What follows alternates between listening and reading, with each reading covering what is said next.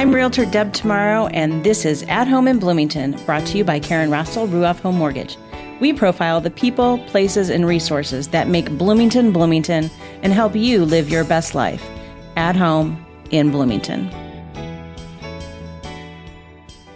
Hello, and welcome to At Home in Bloomington. I'm your host, Realtor Deb Tomorrow, joined as always by the lovely and inspired, what's the word I'm looking for? Motivated, Miss Karen Russell, best damn lender in the state of Indiana. Hello. Hi. So, Karen, question, we're going to jump right to it. Yeah. When's the last time you heard a big idea? This past weekend. That's a loaded question because I kind of want to hear about it, but it's it's only a 40-minute show. So, went to Dallas, Texas to listen to Oprah Winfrey. The Oprah, I know. Oprah Winfrey's Your Life in Focus. It's 2020, Your Life in Focus. And it was about 7 hours of just reminding people what's already inside of them. Mm-hmm. So, yeah. I don't even know where to start with it. There's so much. I know. So many like impactful statements that I know I was like FaceTiming and crying and saying, Deb, I wish you were here. And you could feel the energy. There were 17,000 people there. So we're going to schedule a debrief session. Yes. So we can go through that. Yeah. And also just as important is that you brought me Oprah mustard. Yeah. So Oprah served lunch. We were like 17,000 box lunches from Panera. It was.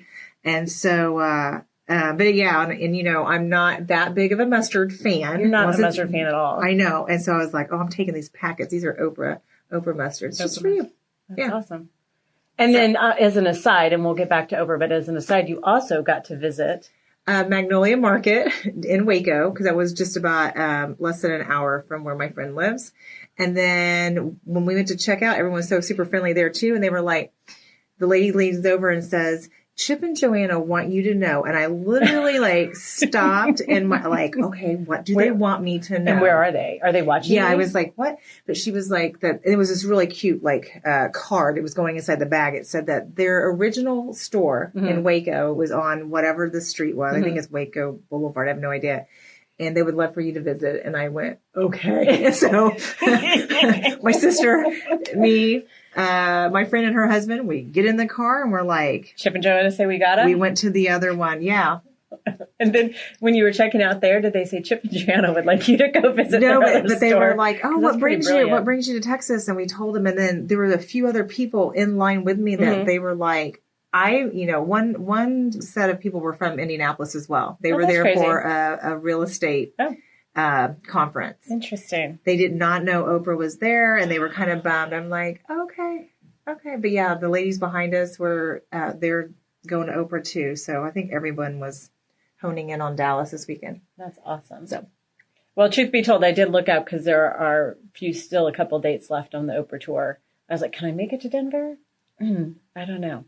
I may work on that, but I'm glad you had a wonderful time, and I can't wait to debrief. But we're going to kind of carry that theme through today and talk about big ideas, because that's what this show is about. So are you familiar with TED Talk? Ish. You've heard of it, yes, right? I've heard We're of going to delve deeper into that today. So I'd like to welcome Jennifer Borland, who is executive director? I'm the curator. Curator is what of TedxBloomington. That's correct. Yep. Well, welcome. Welcome. Yeah. So what's the difference between TED and TEDx? Because I want to make sure I'm using the terms correctly. Sure. So TED is the program that most people know of, and it's a program that's been in existence for quite some time now. I think I'll throw in a little known fact. So the T and the E and the D actually stand for things. Or I was under that. Okay. Yep. So it's technology, entertainment, and design. And it was originally a conference that was started to talk around those themes and present new ideas.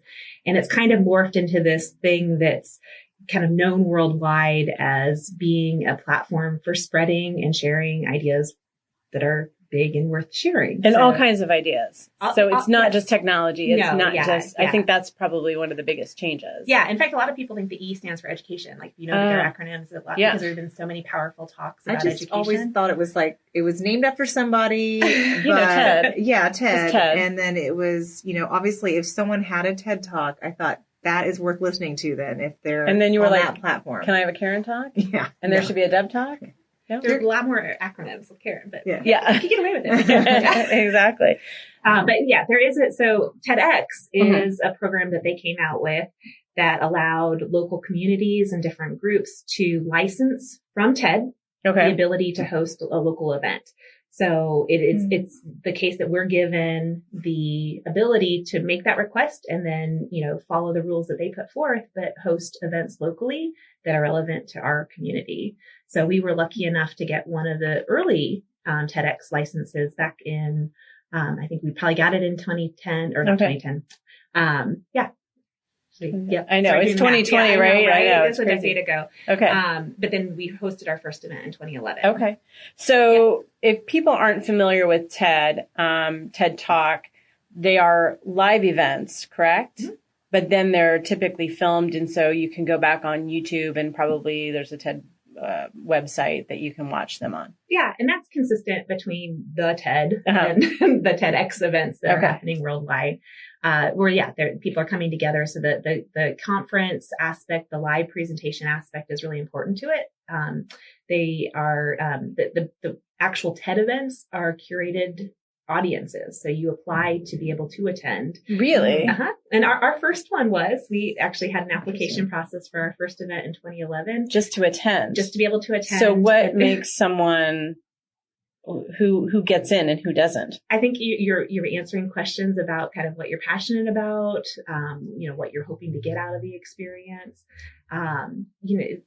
That's a lot of work. It is a lot of work. So we don't do that anymore. Okay. I was like, oh man. We want everybody to come into our audience and to be a part of that and to have the opportunities to be exposed to that. But in addition to that, coming together and having that hopefully really engaging live experience, we're then taking those talks and putting those out on video so that they can be viewed by people forever and anywhere in the world. Right. And that too is being done by TED. So they're taking those talks that happen as part of their live conference and then sharing those out with people. So it's kind of fun to get to do that on a local scale here in Bloomington. And we've been fortunate enough, and I think in part because we were one of the earlier TEDx programs, to have had a few of our talks go viral. And so, some of our talks have been seen by like millions of people. Like I think one's up to 24 million views, which is not insignificant. Which one is that one? Sean Acor. Okay. I watched that one last night. Yeah. So I have notes on that one.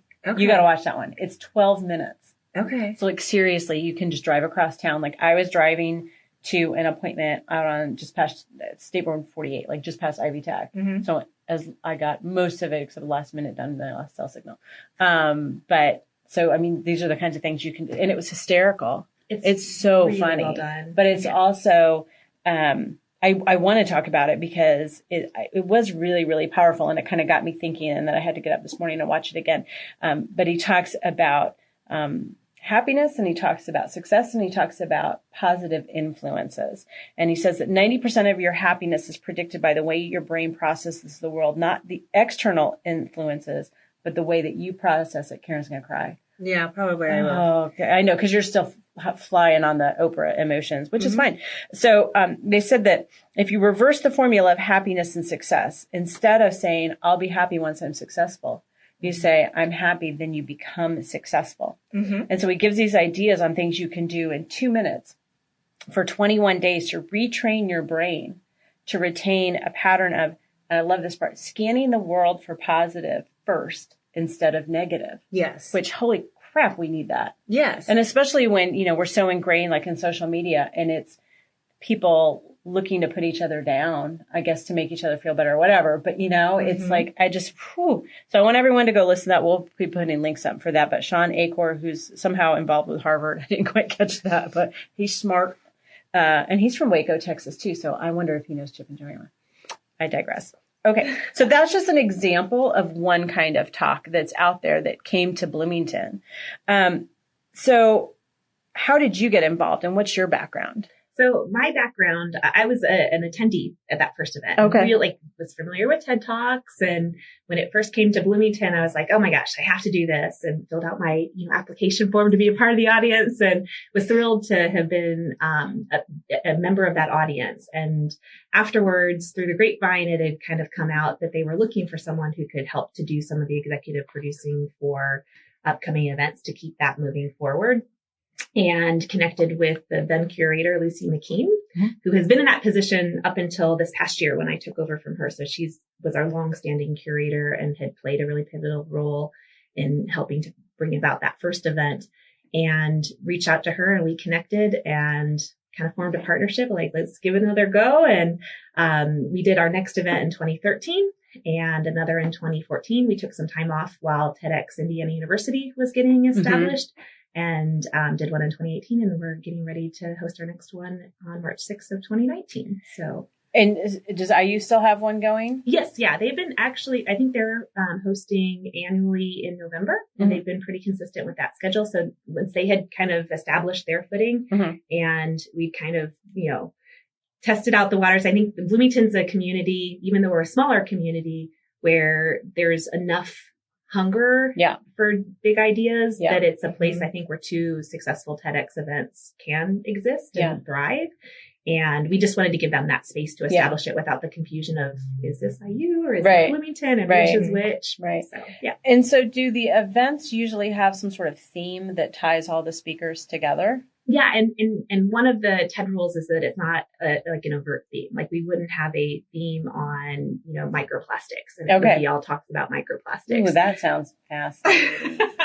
To somebody it is. To somebody it is. Yeah. But we have broad reaching themes. So our 2018 theme, for example, was grow, which, like, oh, you're thinking plants and sustainability, but we talked about it from, personal development standpoints, from, professional development standpoints, from, a variety of different perspectives. And so every TEDx theme is, well, I should say every TEDx event licensed as that type of TEDx event has a very broad reaching theme, and all of the talks tie into that, but they're not so specific that you feel like you're hearing, the 10 or 12 talks on the same topic. Yeah, exactly. So, and that's done very purposefully because it's designed to help make you think about things in different ways. And that's consistent with the TED conferences as well. So there'll be one overarching theme, and then they'll do sets of speakers that kind of fall under different headings or different categories. Okay. Yeah. So you guys have, so is it just like one event like each year, or how many events? I know you said the first one was in 2011 and you have one coming up in March, but do you focus on just one event a year or more than that? We've been kind of all over the board, and I think purposely, because we've been testing out different formats and trying to be, responsive to the community's need, and also kind of, going where the inspiration takes us to some extent. So, in addition to the 5 events, which have been TedxBloomington events, we've also been able to do a series of different types of events. So we've done some salons, which are smaller events that don't have to feature live speakers, but they can. And that's a different format that we're experimenting with and have experimented with to a more limited extent, and hope to continue on this year as well. We've also had a handful of TEDx Youth events. So those have been branded as TEDx Youth at Bloomington, which is a separately licensed event through TED, and then also TEDx Bloomington Women. And those events can feature live streams of actual TED events, or have live speakers, or a combination of those things. So we've been fortunate to kind of, be able to play around with some of the different content options. And we just hosted our first TEDx Bloomington Women event with live speakers this past year. And that was really exciting after having a couple of years where we had just done either recorded talks that were being live streamed or live streams of the TED Women event. So, and what were the topics at the TED Women event? So we had 6 speakers. We had a woman who was talking about the fact that women's speeches aren't represented in the historical record to the same extent that male speeches have been. And she has spent the better part of the past year and then some trying to collect women's speeches and share them with the world. And so she talked about that and how, the criteria for a successful woman speaker is somewhat different than a male. And part of it is just getting the information out to people about the fact that these speeches were given, but also trying to create an environment where female speech givers are respected for their contributions to the speech writing field. see, we had another speaker who presented on water safety and the need for water safety, especially among minority communities and in places where there's not always access to water instruction and water safety information. Interesting. Well, that's awful varied. It was, yeah. No, right, exactly.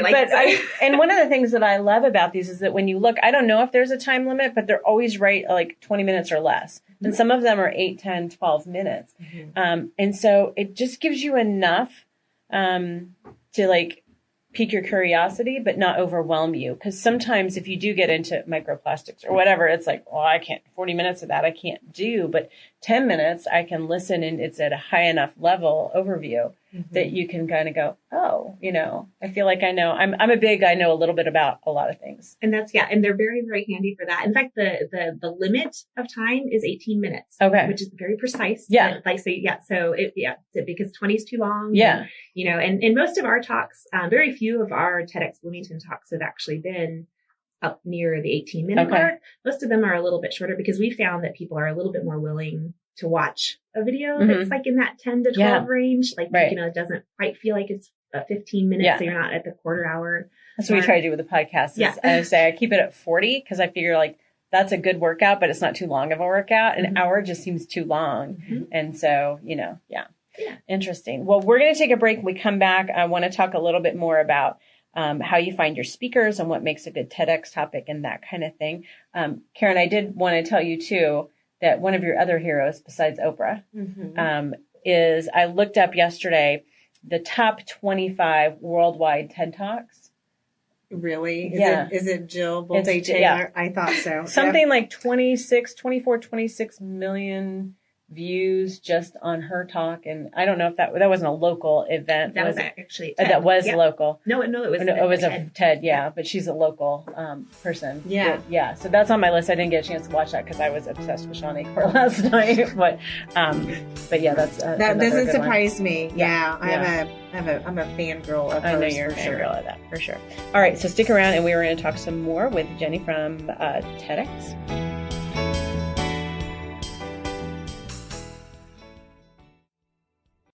Hi, this is Karen Rastel with Ruoff Home Mortgage. Did you know we are on the cutting edge of technology when it comes to applying for a mortgage? Loan Butler was created with you in mind. It's a fast, convenient, and secure way to apply online for a mortgage loan. It reduces the amount of paperwork and time for you. Save a tree and contact me today at 812-606-7653 for more details. Ruoff Home Mortgage is an Indiana corporation licensed by the Indiana Department of Financial Institutions. This is not an offer for extension of credit or a commitment to lend. All loans must satisfy company underwriting guidelines, equal housing lender, NMLS number 141868.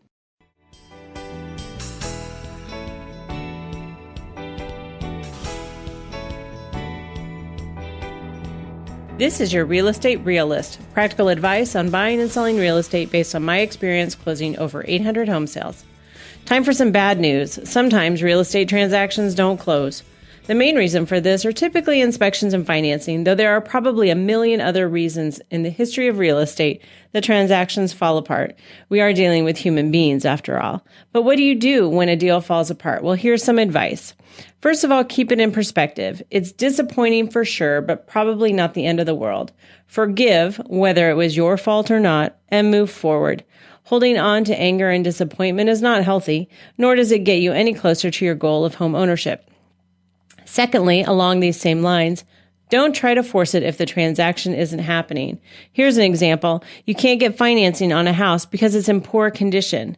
Trying to force something to happen, trying to make a square peg fit into a round hole, is probably just wasting time. This is when you rely on your hired professionals like your realtor to advise you and guide you. Follow their lead. And thirdly, learn from the failed transaction. Whether it's because the home was in bad condition, financing fell apart, or any of the other million reasons, take the opportunity to learn more about the home buying and selling process. There may have been nothing you could have done differently, but you can certainly learn and know more about the process and become an even savvier buyer and seller. For more information on what to do if a deal falls apart, check out my Real Estate Today podcast, episode 12. You can find it on YouTube, iTunes, and my website, www.athomeinbloomington.com. My name is Brittany, and Deb Tomorrow is my realtor. She helped me buy my first home. I enjoyed working with Deb because she was patient, thorough, and made the experience fun. Deb should be your realtor too. And now back to the show.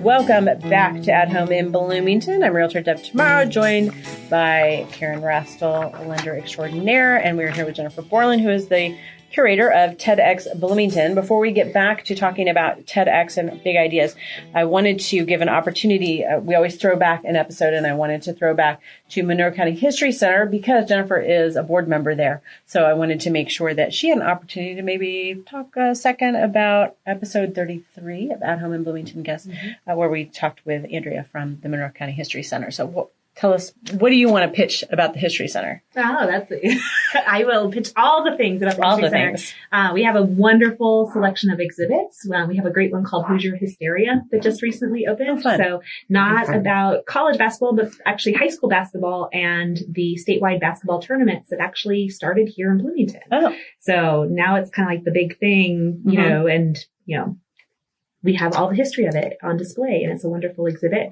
And also our women's history and the suffrage movement tie-in exhibition is on display right now. And that is amazing and delightful as well. And that's open and free to the public since that's in our education room. So nice. You can come in and check that out. Cool. And that will be up, I believe, all year. So you've got some time, but don't delay because there's lots of other great things to check out. So, and then every year the History Center does a big garage sale as their fundraiser. That's usually in June-ish. Yeah. But I learned something this year, which I had not realized before, and that was that there's also a holiday shop.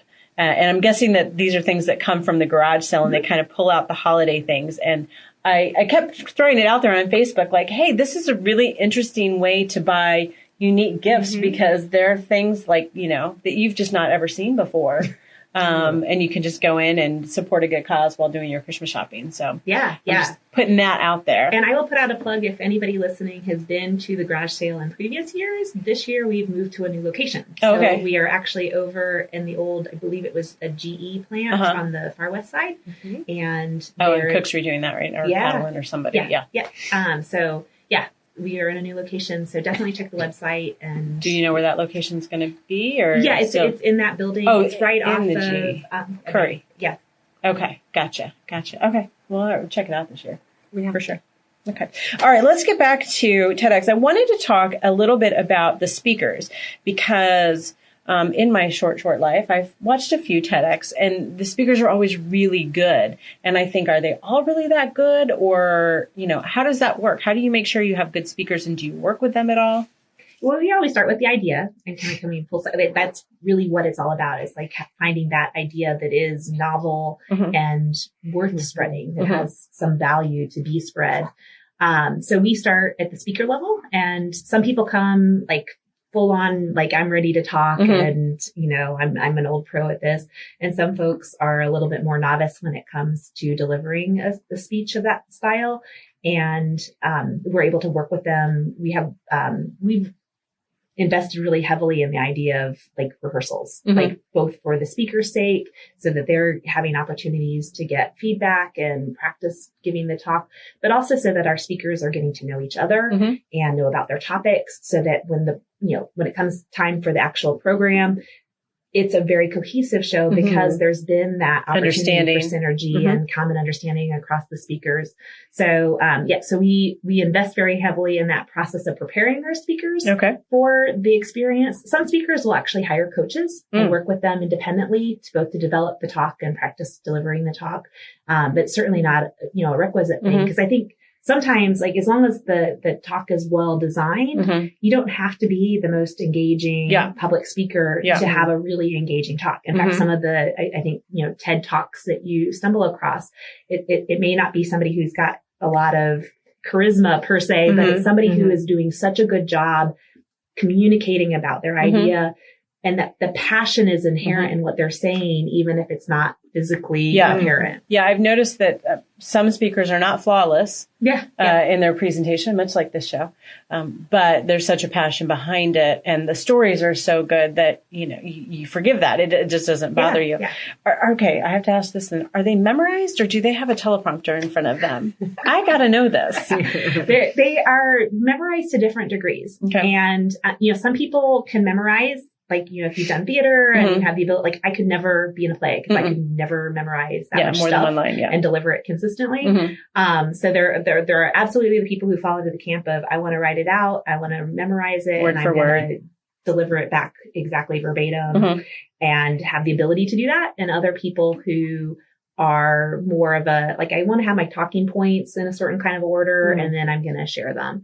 And some people who are really like, I'll stand up and I can kind of, share something out, but I'm going to need my notes with me to be able to do that effectively. And we've had a mix of those things. I think, the first two are the ones we kind of gravitate towards. So somebody who's either able to create a talk and then memorize it, or someone who is going to be able to hit on talking points with enough practice in a fairly consistent way.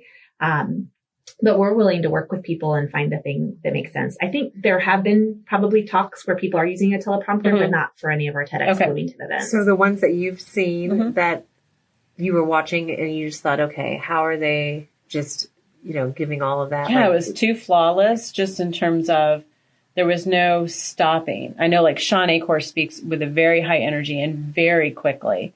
And I just thought there's no way he can come up with those words without having to stop and think what comes next. And I get into a worry of I'm going to forget something.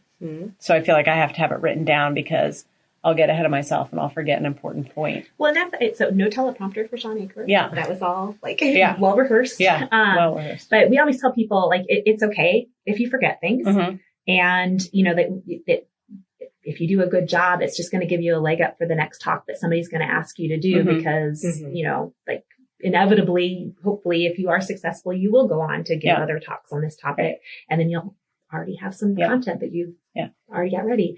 But we tell people you're going to give the talk that you were meant to give in that moment, and if you forget something, that's fine. It's better to move on instead of being and one more thing and and one more thing, because that kind of breaks the power and the energy of the talk. It is also the case though that because it's a live event when it's presented, and this happens for the actual TED, like when we watch the live stream of the TED conferences where there's thousands of people in the audience, there will occasionally be hiccups and people will stop and forget things. We've seen talks where they literally stop and have the speaker go off stage and come back on and everybody's clapping again like it hadn't just happened. Oh, wow. So you see that. Yeah. And we tell our speakers too, it's like it is about the moment. And part of that experience of getting to be in the audience is getting to cheer that person on and to be a part of something that's going to live on forever in the recorded talk. But we also prep them for the fact that we might have to pause and do a reset like that, or give our speaker a chance to kind of catch their breath and then move on with it.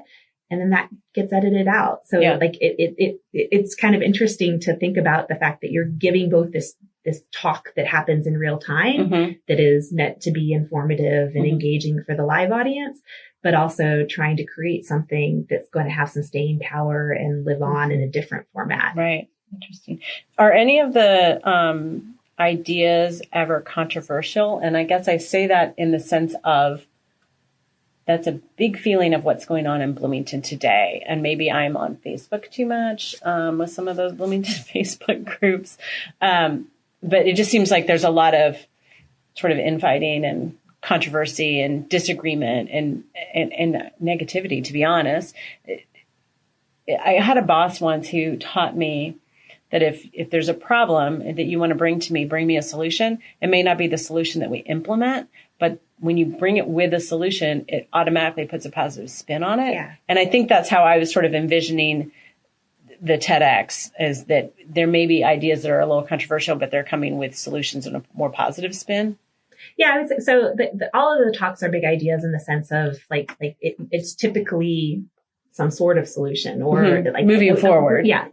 That it's not just here's a problem. It is a problem plus this is an idea or a creative take on a possible solution or something that can help us move forward. And we push when people come with their ideas, we're really looking for evidence of, it's got to be more than here's this thing I'm concerned about. It's got to be like, here's a novel way to address it in a productive way. And a lot of it is story-based, which I think, draws the attention in, but it's, here was an issue. Here's how I addressed it. There was one that Kel McBride did about just making something happen. I mean, that was the basic, premise of it was, I saw something really cool going on in another town. I wanted to bring it to Bloomington. Here's how I did it, and then you take more inspiration from that. And actually, Kel is going to be one of our speakers again in 2020. Oh, great. Completely different topic. Yeah. So it's funny that you mentioned her. Yeah. She was a presenter in 2013, I think. Maybe. Yeah. It's been a while. Her hair is quite different. Yes. Yeah. and her, what she's doing is very different. Yes. So she's going to be talking, her talk is around the concept of a brush with death, not in the literal sense, but that we need to spend more time thinking about death in our daily activities and using the time that we brush our teeth as a time to kind of rehearse and dedicate to thinking and giving space in our lives to that really important thing that so many of us are completely setting aside. Yeah. I'm just trying to avoid for sure. So how do these get put on? Where is your financial backing or support? Because obviously volunteer based, but there still needs to be money to put this on. Yeah. So we fundraise. We fundraise pretty much year round. So we're always looking for folks to come in and sponsor. And I think it's a unique sponsorship opportunity insofar as our talks are going out in video format to people all over the world. So it's a really unique opportunity to people that want to showcase their brand or their organization potentially to a worldwide audience. And I don't know how many other opportunities there are like that from a sponsorship perspective here in Bloomington. So that's something we pride ourselves on, but it really is the case that it takes a community to put on an event like TEDx Bloomington. And, that we've had really great partnership agreements with groups like Indiana University has been a pretty consistent sponsor of our event. We've had great local partnerships for some of the different aspects of our programs. Like Inkwell's been a great sponsor in terms of providing a venue for space for activities to occur. And Hive's been a great food sponsor for events. So we don't have to think about how do we raise the extra money to pay for these extra components of our events. So we have wonderful kind of sponsors in kind for those types of things. But it does take actual funding to secure a theater, to get the requisite technology to be able to do a high quality video and audio sounding, as you know, as a podcast producer, that you don't want to just use your iPhone to send that content out into the world. So so it does cost money above and beyond the cost of the ticket sales. And that is a big part of it. So when you're attending a TEDx event, you're also helping to sponsor the programming that we do.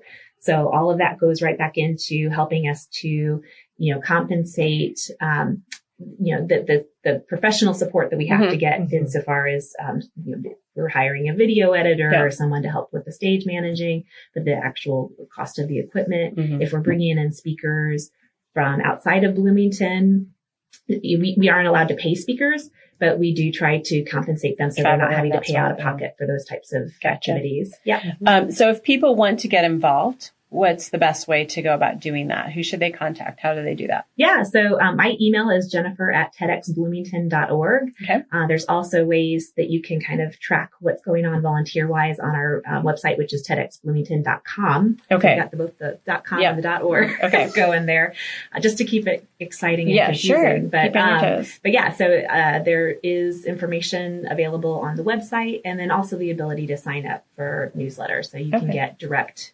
information about upcoming events. And you probably have social media as well. We do TEDx Bloomington and Facebook as well. So And then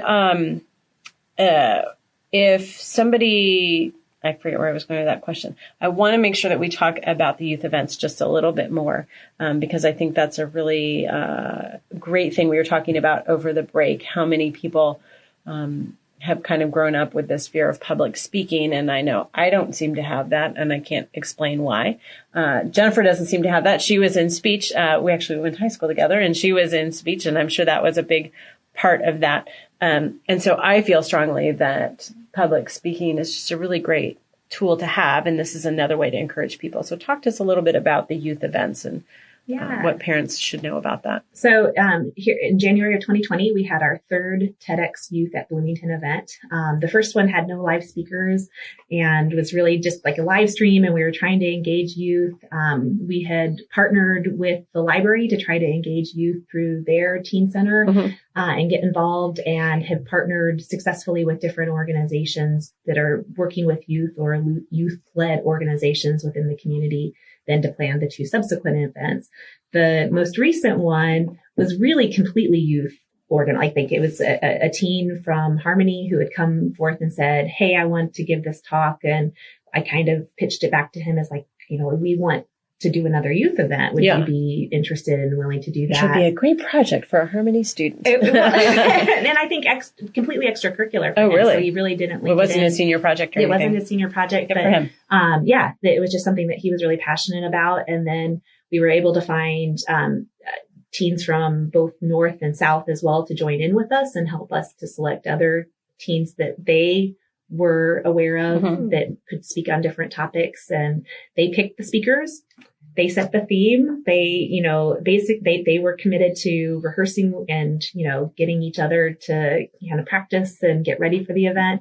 And it was amazing. Our talks that were delivered by the teens at the youth event in January, I think are on par with both the events that took place, the women's event in December and the one that we have coming up with in March. So they knocked it out of the park. That's awesome. Yeah, they're amazing, and they have big ideas too. Like that's the thing is like, I think, we as adults are kind of, really focused on, like we need to solve everything and fix every problem out there. And there are amazing youth in our community and around the world that have big ideas too. And the capacity with the right supports and opportunities to practice and then ultimately present those ideas to really make a difference as well. That's great. Do you have any more youth events? Are you thinking annually, or that's still up in the air? I think it just depends. We have to find the right youth. That we haven't found the exact right pipeline to kind of keep that happening consistently, because it's often in their later years, right before they're getting ready to go on to college. So you get a really engaged group and then they go off and do and then they great disappear. things somewhere else. And that's fine. And that's amazing. But yeah, it's a little bit trickier. We haven't found the right mix in terms of making that. We have, I think, the potential for great continued partnership through the library. That's an amazing venue. That's where all the youth events have taken place. Okay.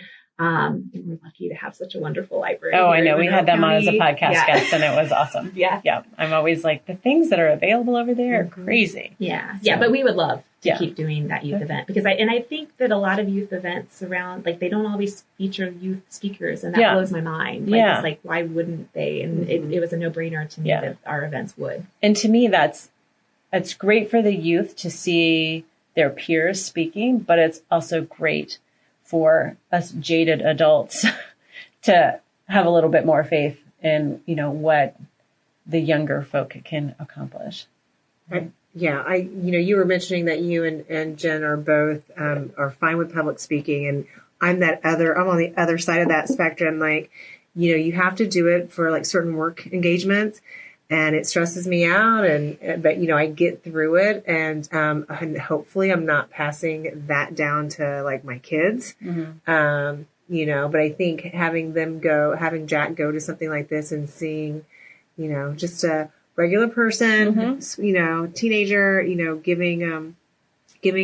having a conversation, with the audience, I think that would be very beneficial.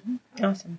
Well, thank you so much for joining us today. I'm excited and I'm inspired. And are most of the videos available on the website, or should people go to YouTube? YouTube's actually probably the easiest. If you just search TedxBloomington, those will pop up, and you'll get to see some of the wonderful ones like Sean Acor, and some of the more obscure ones that don't quite have 24 million views, but are equally engaging. And I just want to encourage people to do that. And if you're interested in getting involved, hit Jennifer up. All right. We're going to be back with another episode. You are at home in Bloomington.